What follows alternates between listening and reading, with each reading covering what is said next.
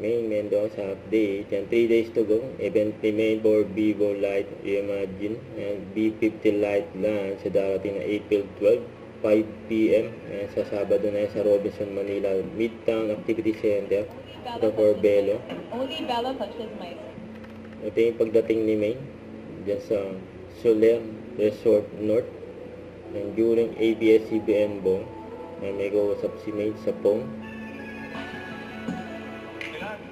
May Mendoza.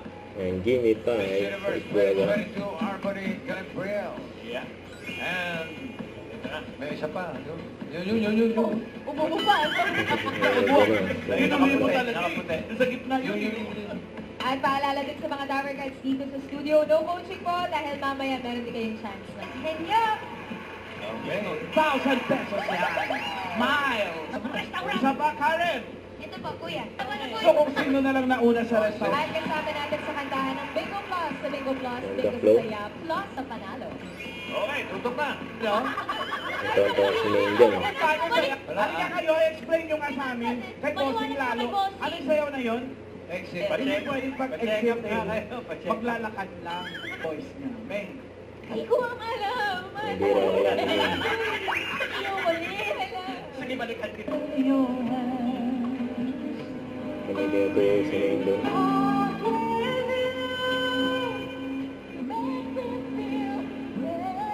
Si Ian.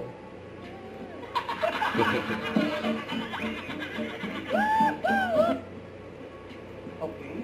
May. Agree po ako kay Raisa.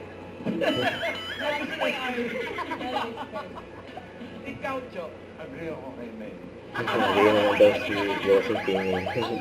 Nagpasa kami. So, ladies and gentlemen, Sobrang nervous ako. Natakot si Orville. wow! I miss you. Wow, yun naman pala. At least yan eh. Dapat tinanong mo, bakit? Bakit? Oo.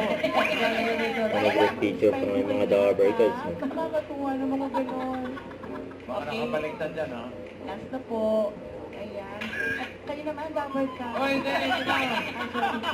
Maribel. And thank you din, Jerome Sar. Ito, sa hihintay ang 300,000 pesos. Sabi na natin kung sino manananong the club. Bulaga.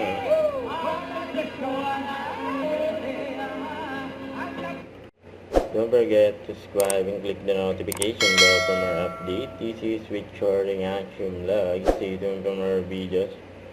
See ya.